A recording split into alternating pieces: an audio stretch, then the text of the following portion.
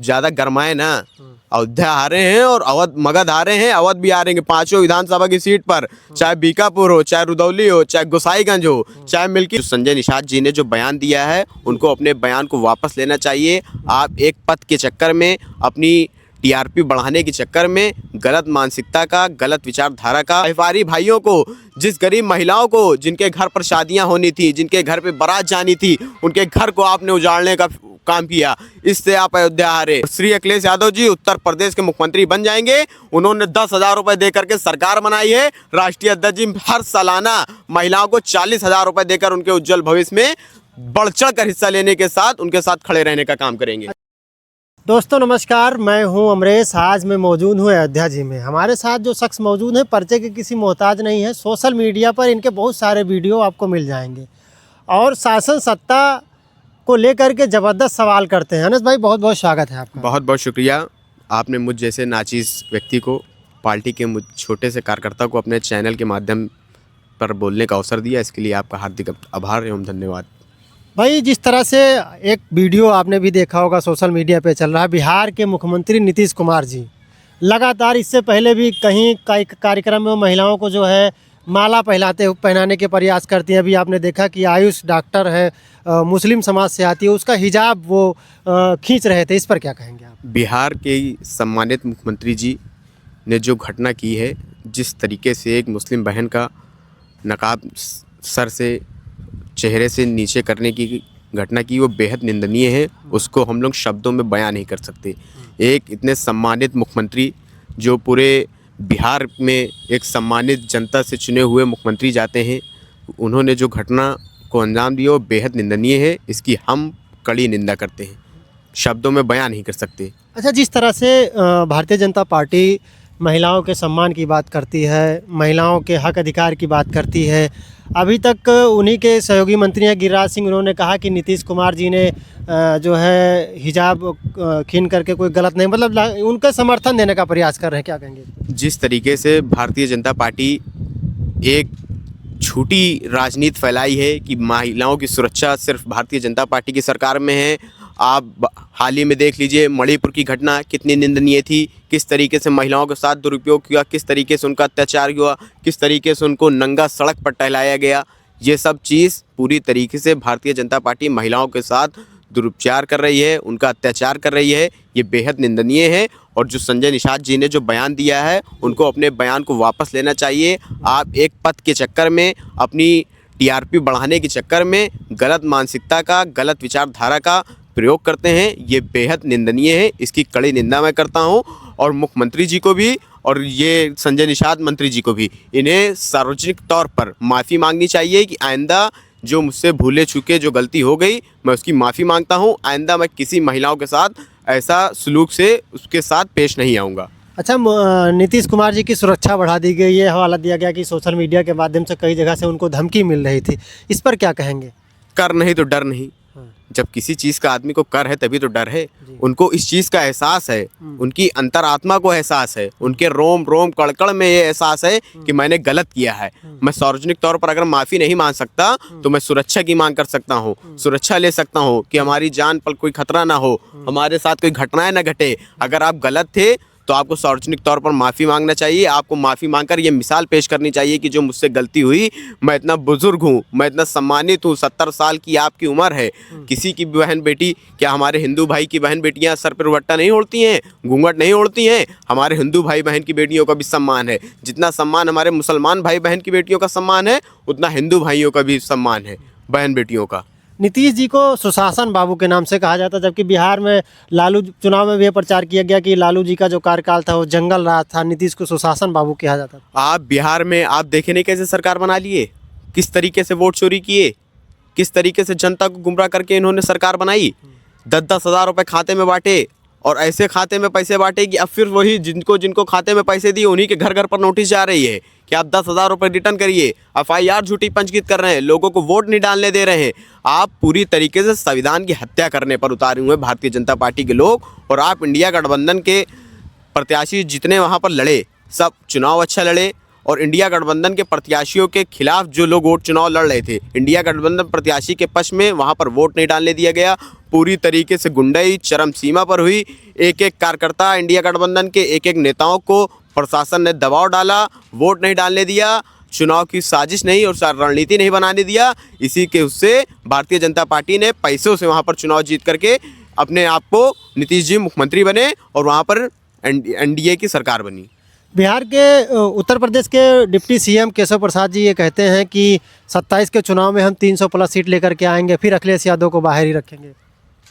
इसमें कितनी सीट ला रहे थे लोकसभा वाले के चुनाव में, आपको जानकारी है? 400 पार का तो नारा दे रहे थे। अयोध्या हारे हैं। अयोध्या, जिस जगह राम राम का जंपा बजता था, राम राम कोड़ कोड़ में थे। मुख्यमंत्री जी हफ्ते में 3 बार अयोध्या आते हैं और महीने में 5 बार अयोध्या आते हैं, 7 बार अयोध्या आते हैं। उस जगह से आप हारे हैं। यहाँ के प्रचार किसने किसने नहीं किया? पूरा केंद्र लगा था। केंद्र के मंत्री और उत्तर प्रदेश सरकार के कई कैबिनेट मंत्री, कई राज्य मंत्री। उसके बाद आप अयोध्या हारे। अयोध्या जिस व्यापारी भाइयों को, जिस गरीब महिलाओं को, जिनके घर पर शादियां होनी थी, जिनके घर पे बारात जानी थी, उनके घर को आपने उजाड़ने का काम किया। इससे आप अयोध्या हारे। और अयोध्या में माननीय अवधेश प्रसाद जी, विश्व प्रसिद्ध सांसद, आज जो पूरे अयोध्या में एक एक कार्यकर्ता, एक एक पार्टी के नौजवान, एक एक युवाओं को सजाने और संवारने का और आगे बढ़ाने का काम करते हैं, ऐसे सांसद हमारे माननीय श्री अवधेश प्रसाद जी अयोध्या से ऐतिहासिक सीट जीत करके मेंबर ऑफ पार्लियामेंट बने हैं। अभी कुछ दिन पहले प्रधानमंत्री मोदी जी ने राम मंदिर का जो है भव्य ध्वजारोहण का कार्यक्रम किया, उसमें अयोध्या के सांसद अवधेश पासी जी को नहीं बुलाया गया, क्या कहेंगे इस पर? इसलिए नहीं बुलाया गया, भारतीय जनता पार्टी तो ऐसे बहुत भाईचारे की बात करती है, बहुत सबका अपनापन की, सबका साथ सबका विकास। आप बताइए, अगर एक पार्षद हो, चाहे एक प्रधान हो, अगर नगर निगम में कोई बोर्ड की बैठक होती है तो चाहे भाजपा के मेयर हो, चाहे सपा के मेयर हो, चाहे कांग्रेस के मेयर हो, चाहे बसपा के मेयर हो, उस पार्षद को वहाँ पर बुलाया जाता है बोर्ड की बैठक में। और एक इतने महत्वपूर्ण सीट से फैज़ाबाद अयोध्या जनपद की जो गंगा जमुना तहजीब की मिसाल पेश की जाती है, मर्यादा पुरुषोत्तम भगवान श्री राम जी की नगरी कहलाई जाती है, अशफाक उल्लाह खां की शहादत की सरजमी कहलाई जाती है, उस सरजमी से जीते हुए सांसद को आपने नहीं बुलाया। किस लिए नहीं बुलाया? क्या वो ऐसी थे इसलिए नहीं बुलाया कि क्या वो अयोध्या जीत करके आप लोगों की राजनीति को ख़त्म करने का काम किए हैं, इसलिए आपने नहीं बुलाया। लेकिन आपका न बुलाना ये बेहद निंदनीय है। और अगर आप माननीय अवधेश प्रसाद जी को बुलाते तो बहुत सरल स्वभाव के और बहुत शांत स्वभाव के व्यक्ति हैं वो। मैं तो जितना मैं उनके बारे में जानता हूँ, वो अवश्य वहाँ पर जाते, क्योंकि वो एक सम्मानित और एक साफ़ सुथरी छवि के लोकप्रिय सांसद और 9 बार के विधायक रह चुके हैं। भाजपा तो ये कह रही है कि हम 2047 तक सत्ता में रहने का जो उन्होंने अपना लक्ष्य बनाया, क्या कहेंगे इस पे आप? मगध हारे हैं, अवध हारेंगे। 2024 के चुनाव में जिता रहे थे, 400 पार का वादा था, 400 पार नहीं 400 हार हो गई। अभी भी आप देख लीजिए तो यूपी में समाजवादी पार्टी की सरकार है, 37 सांसद पार्टी के हैं और 6 सांसद इंडिया गठबंधन के हैं, 43 सांसद पार्टी के हैं। और 2027 में जमानत जब्त हो जाएगी अगर मुख्यमंत्री जी अपना बूथ और अपनी विधानसभा बचा ले जाएंगे तो भी बहुत बड़ी बात है।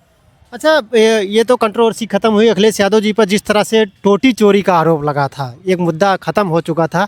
क्या एक मुख्यमंत्री जो पूर्व के मुख्यमंत्री रहे उनके ऊपर इस तरह से प्रचार प्रसार करना कहाँ तक ये सही था? आप क्या करेंगे? आप बताइए, एक मुख्यमंत्री कितना सम्मानित मुख्यमंत्री होता है, चाहे माननीय योगी आदित्यनाथ जी हो, चाहे अखिलेश जी हो, चाहे मायावती जी हो, चाहे जितने पूर्व में मुख्यमंत्री बने हो, किसी के भी आवास को अगर खाली कराना रहता तो सार्वजनिक तौर पर सिर्फ खाली कराया जाता। लेकिन अखिलेश जी से इतनी आपको नफरत है, अखिलेश जी से आपको इतनी आपके दिल में उनकी प्रति नफरत है कि आपने उस आवास को गंगा जल से धुलवाने का काम किया।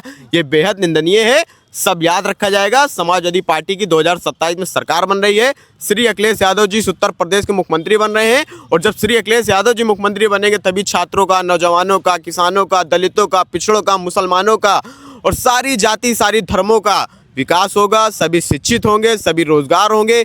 वहाँ पर आप देख लीजिए जौनपुर में किस तरीके से आपत्तिजनक शब्दों का बयान दिया जा रहा है कि हमारे जिले में 16-16 साल के लड़के कट्टा लेकर घूमते हैं। सिर्फ जौनपुर की ही बात मत करिए, पूरे प्रदेश के लोग, छोटे छोटे बच्चे गलत दिशा पर जा रहे हैं। कोई चोरी कर रहा है, कोई डकैती कर रहा है, कोई गुंडागर्दी कर रहा है। शिक्षा है नहीं, आदमी के पास शिक्षित हो नहीं पा रहा है, रोजगार मिल नहीं पा रहा है, घर परिवार वाले परेशान हैं, तो आदमी क्या करे, कैसे अपना जीवन यापन करे। और श्री अखिलेश यादव जी उत्तर प्रदेश के मुख्यमंत्री बन जाएंगे। उन्होंने 10,000 रुपये दे करके सरकार बनाई है। राष्ट्रीय अध्यक्ष जी हर सालाना महिलाओं को 40,000 रुपये देकर उनके उज्जवल भविष्य में बढ़ चढ़ कर हिस्सा लेने के साथ उनके साथ खड़े रहने का काम करेंगे। अच्छा, आखिरी सवाल लेंगे, कब सिरप का जिस तरह से मामला आ रहा था, इसमें धनंजय सिंह का नाम आ रहा था, फिर एक समय के बाद धीरे धीरे मीडिया के सुर्खियों से हटता चला गया, क्या कहेंगे इस पे आप? सरकार जांच करे, सरकार की ये उपलब्धि है कि सरकार जांच करे और जो भी दोषी हो उन पे कड़ी से कड़ी कार्रवाई हो, कि जैसे आइंदा इस प्रकार की घटना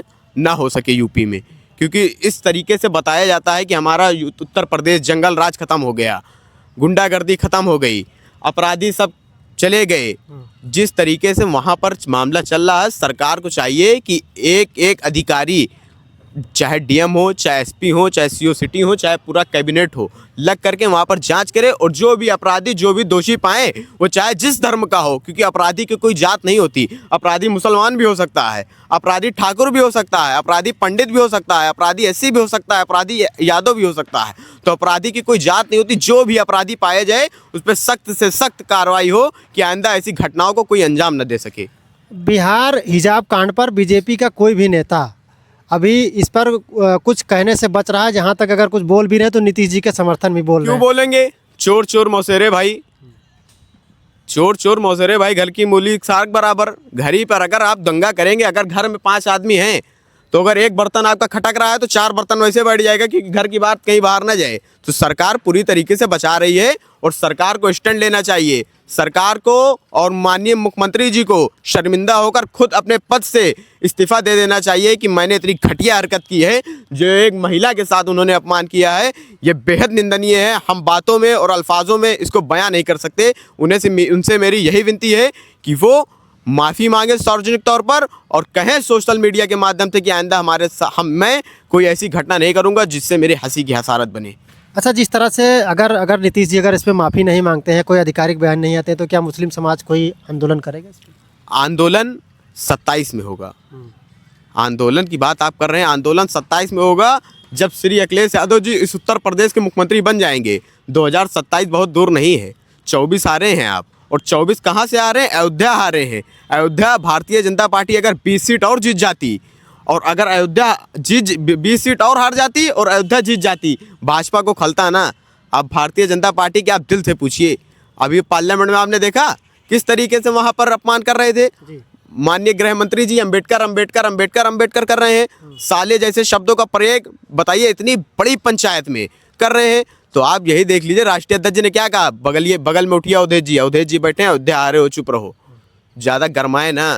अयोध्या आ रहे हैं और अवध मगध आ रहे हैं, अवध भी आ रहे हैं। 5 विधानसभा की सीट पर, चाहे बीकापुर हो, चाहे रुदौली हो, चाहे गोसाईगंज हो, चाहे मिल्कीपुर हो, चाहे अयोध्या की सबसे जिले की महत्वपूर्ण सीट जो मानी जाती है अयोध्या विधानसभा, अगर समाजवादी पार्टी का कब्जा ना रहा तो आप बताइएगा 5 विधानसभा की सीट पर समाजवादी पार्टी का कब्जा होगा और 5 विधानसभा से विधायक समाजवादी पार्टी का बनेगा। और श्री अखिलेश यादव जी इस उत्तर प्रदेश के पुनः मुख्यमंत्री बन करके सभी छात्रों, नौजवानों, किसानों, युवाओं को बढ़ाने का काम करेंगे, शिक्षित बनाएंगे, रोजगार देंगे कि आदमी अच्छी शिक्षा ले सके, अच्छा रोजगार ले चले, अपने परिवार का, अपने घर परिवार का जीवन यापन कर सके, कि कोई गुंडई और कोई अन्य चीज़ों पर गलत रास्ते पर न चल सके। चलिए, बहुत बहुत धन्यवाद भैया।